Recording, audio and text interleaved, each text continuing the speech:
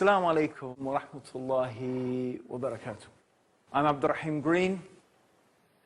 You're joining me for the proof that Islam is the truth. And today I'm going to be talking to you about the stories of those people who heard the Quran. The age of Muhammad, may God's peace and blessings be upon him, was a time when the Arabs were at the peak of their linguistic abilities. Indeed, one of the finest poems ever composed in the Arabic language was done at the time of the Prophet Muhammad sallallahu alaihi wasallam by a man who was contemporaneous to the Prophet. His name was Labayd ibn Rabia. And his poem, when it was recited at the marketplace at Uhaz, caused the Arabs to prostrate before him in admiration. And when this same Labayd began to hear the verses of the Quran, he embraced Islam and gave up poetry altogether. When he was once asked to recite some poetry, he said, "What? Poetry after the Quran?" Indeed, many of the Arabs entered Islam just from hearing the Quran because they knew that it was conclusive proof of its divine origin. They knew no man could produce the like of the Quran and its eloquence. You see, the challenge of the Quran was not to produce, as some people might suppose, an amazing piece of literature like Shakespeare or Shelley or Keats or Homer or any of these great literarists. No. The challenge of the Quran was something much more fundamental. Because the Quran differed in its very structure. The very structure of the Quran was different from anything that had preceded before it in the Arabic language. And you see, in the Arabic language, poetry falls into 16 different bihar. The word bihar means sea. Why? Because each poem moves according to a different rhythmic pattern. And then, of course, they have the speech of the soothsayers, and they have prose, and they have rhymed prose, and normal speech. So these are the forms of the Arabic language, yet the Quran, although it seemed to reflect some of those forms, it was none of them. It was unique. It was not like anything the Arabs had ever heard before. It did not fit into any of those categories, yet at the same time, it made sense, more than sense. It was the peak of eloquence. And this is what made the Quran inimitable. And so the Arabs, the pagan Arabs, who when they heard this message of the Prophet Muhammad, may God's peace and blessings be upon him, the message that they should give up the worship of all the created things. They should not worship idols, they should not worship people, they should not worship each other. Rather, they should pray to and worship only the one God. This was the message of Muhammad, and this was the message of all of the prophets. When they heard this message, many of them did not like what they were hearing. They started to rebel. Mostly the rich and the powerful people, because in their mind, it was challenging their self-interest. The Kaaba was the center of pilgrimage for all the people in Arabia. They used to come to the Kaaba, and the tribe that was in charge of the sacred precincts around the Masjid al-Haram, the sacred mosque, the Kaaba and its surroundings, was known as the Quraysh, and they were the most respected tribe in Arabia at the time. Indeed, the Prophet Muhammad sallallahu alaihi wasallam, may Allah's peace and blessings be upon him, himself was from the Quraysh. The Quraysh was a large tribe, and the Prophet sallallahu alaihi wasallam was from Bani Hashim, which was a sub-tribe of the tribe of the Quraysh. However, the Quraysh collectively were in a state of despair about this message of the Prophet Muhammad. How can he make all the idols into one God? How can he make all of these into the worship of the one God? They imagined that if this happened and the idols were removed and the Kaaba was only to worship one God, who would come to the Kaaba, who would come to Mecca, who would perform pilgrimage. Actually, really what they had in their mind was their own material self-interest, not truth, not the reality of whether Muhammad was a prophet or not. This is not what they were interested in. In fact, one of the uncles of the Prophet Muhammad, he said, look, your tribe has looked after the pilgrims and our tribe looked after the pilgrims. Your tribe did this good action and our tribe did this good action. Now you say you are a prophet? How can we compete with this? In other words, he was admitting that his refusal to follow Islam was based purely upon his tribal allegiance. What a stumbling block to truth. What a disastrous path they were following. So they got together. What are we going to do? How are we going to combat this Quran, this amazing speech that enticed, that enchanted its listeners? So Alqamah ibn Abdul Manaf, he said in a gathering of the Quraysh leaders, O Quraysh, a new calamity has befallen you. When Muhammad was a young man, he was the most liked among you, the most truthful in speech and the most trustworthy, until when you saw the gray hairs on his temple, he brought you his message. You said, he's a sorcerer, he's a magician. But he is not. For we have seen such people and their spitting and their knots. You said he was a soothsayer. But we have seen those people and their behavior, and we have heard their rhymes. And you said he's a poet. But he's not a poet. For what we know every type of poetry. You said he was possessed. But he's not possessed. We've seen the possessed people, and he shows no signs of their gasping and whispering and delirium.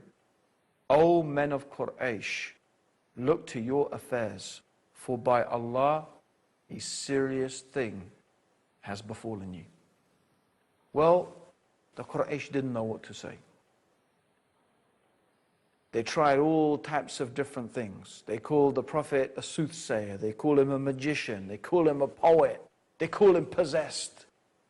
But none of these things were sticking. People didn't believe it because when they met the Prophet Muhammad, they knew that he wasn't like any of those things. So what they decided was that they were going to tell the people the magic of his speech turned a man away from his father, wife, brother, family, and tribe. This is what they said. And of course, in a sense, that was true. In a sense, the message that there is nothing worthy of worship except the one God was something very revolutionary, very different. It was something that separated the people who worshipped the one God from the people who worshipped others than the one God. So this is their claim. This is what they decided to say. The magic of his speech turned a man away from his father, his brother, his wife, his family. And then Abu Lahab. Abu Lahab was one of the uncles of the Prophet Muhammad sallallahu alaihi wasallam. And Abu Lahab would wait on the roadways into Mecca in the Hajj season. Now the Hajj is the pilgrimage, the annual pilgrimage. And that Hajj has been going on for thousands of years. Even before the time of the Prophet Muhammad, the Arabs used to make Hajj to Mecca. But the Hajj had become corrupted with idol worship over the years. But the people still used to come from all over Arabia to the Hajj, and this was the source of the wealth of the Quraysh, that of course they were so frightened that the message of Islam was going to destroy. I mean, as a side point, look how many people are going to Mecca today. They didn't suffer because of it, did they? Anyway, he went, Abu Lahab, and he used to go and warn people. He used to say, watch out. Be careful of this man, Muhammad. You know, he's my nephew. I know. Don't listen to him. He's got this speech that if you listen to it, even if you listen to it, you'll be fallen under its spell. Now there was a man. His name was Tufail ibn Amr. Now Tufail was the chief of the Daws tribe. He was the chief of a whole tribe. And he himself was a very distinguished poet. So he was an important man in society, the chief of his tribe. He was a poet, and he was on his way to Hajj. And as he arrived in Mecca, he was accosted by one of these Meccans, telling him all these stories, warning him, said, Muhammad this, Muhammad that, watch out for this man. He's so dangerous, you have to watch out for him. So this is what they were saying. Now I'm going to tell you the rest of his story after the break. Don't go away. Come back, listen to us, listen to this amazing story of Tufail ibn Amr and how he became Muslim by listening to the Quran.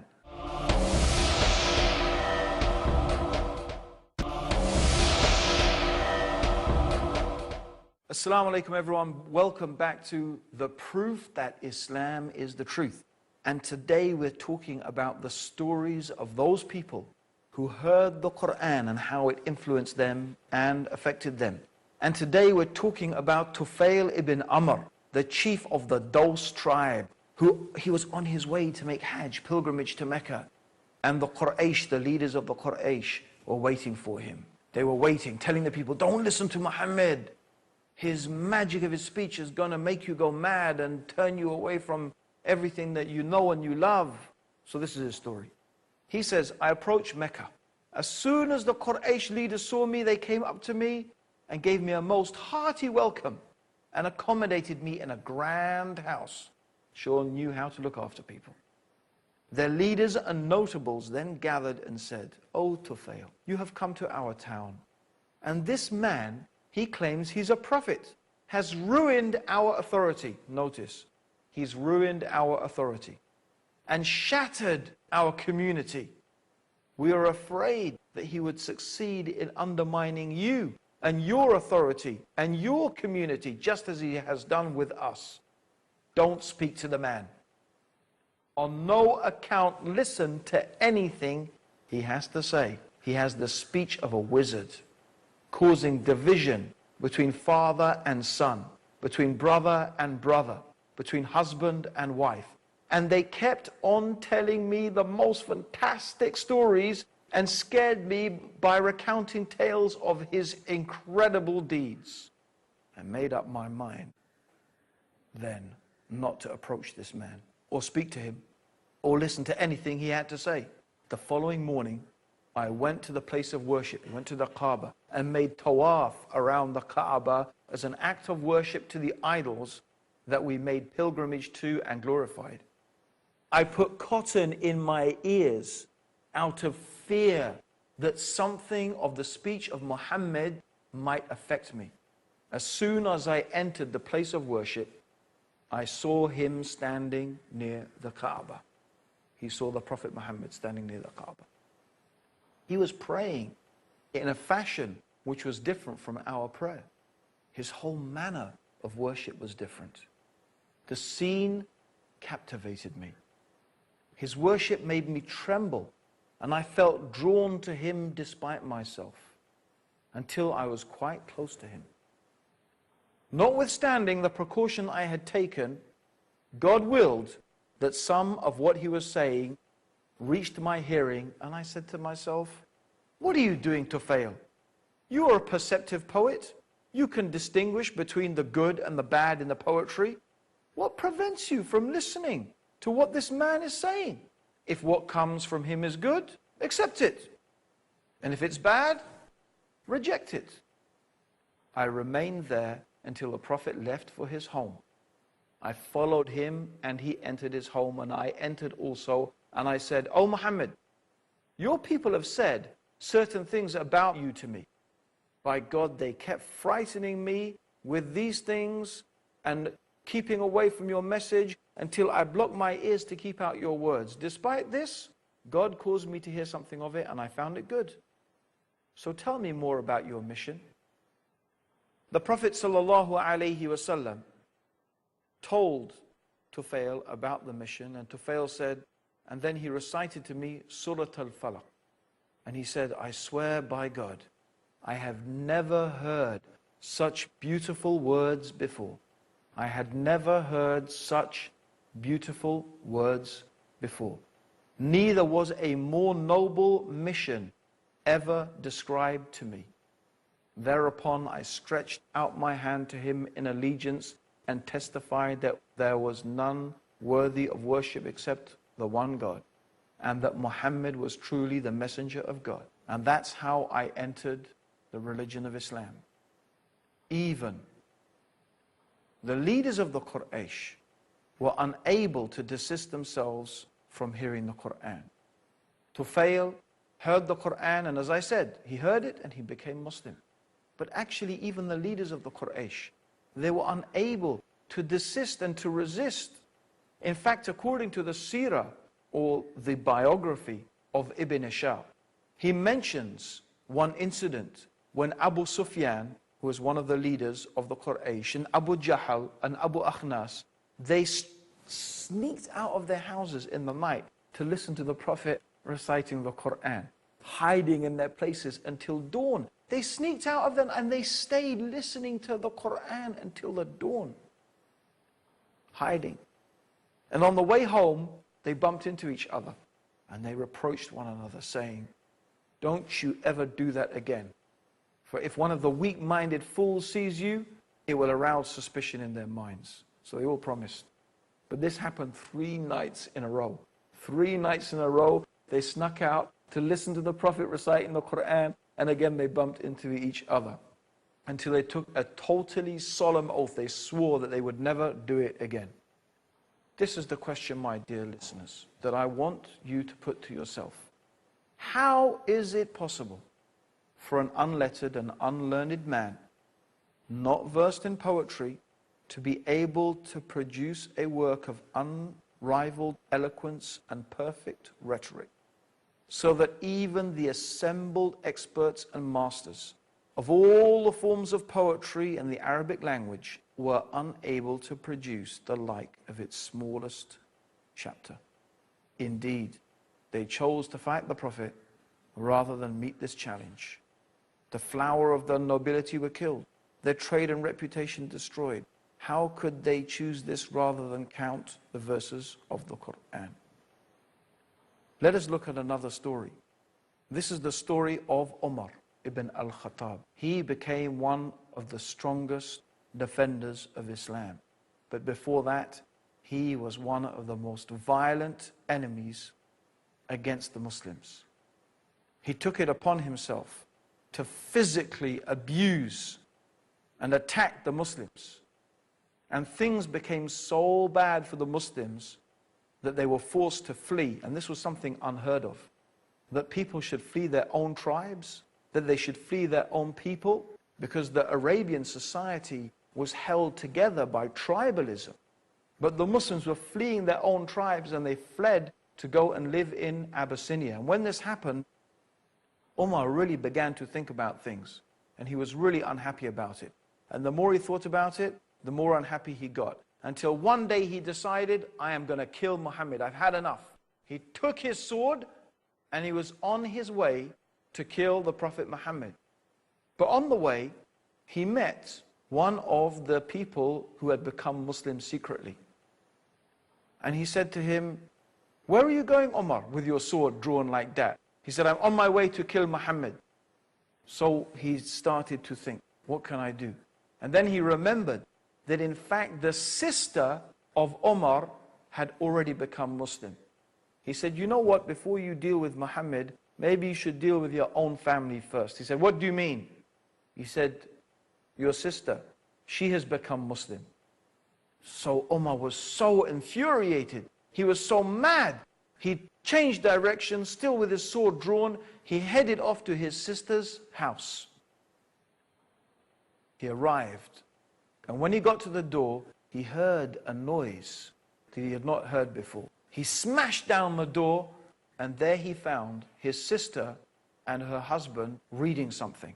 She jumped up, and he hit his sister, and she fell on the floor and started to bleed. The sister of Omar said, "Okay, I have become Muslim. Do what you like with me. Kill me. I don't care. I've become Muslim. So what?" And when Omar saw his sister lying there, bleeding and so vigorous and defending herself and not even afraid to die, he calmed down. He said, "My sister, what is that you are reading?" She said, "They are the verses of the Quran, the speech of God, the words of Allah." He said, "Let me see it."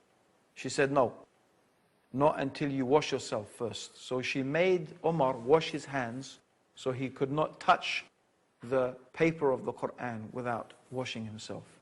And then he sat down and he began to read. And as he read, and as he read, and as he read, the Quran began to enter his heart. He put the Quran down and he went off. He went to the place where the Prophet Muhammad sallallahu alaihi wasallam was. "Where is Muhammad?" he said. There people were saying, "Muhammad, it is Umar. He has come." The Prophet said, "Let him in." Umar came. He said, "O Muhammad, I testify and bear witness that there is nothing worthy of worship except the one God, Allah, and I bear witness that Muhammad is the messenger of Allah." And this is how one of the strongest and most vigorous opponents of Islam, Umar, became one of the most strongest and vigorous defenders of Islam. And he is famous until today for his justice and for his piety and for his standing up for the truth. It's another story of another person who embraced Islam just from hearing the beautiful words of the Quran. How much more do you need in order to be convinced that Islam is the truth? You need to hear more stuff? Well, there is more. Join us in our next episode for more amazing evidences of the divine origin of the Quran and for the proof that Islam is the truth. Until then, Assalamu alaikum wa rahmatullahi wa barakatuh.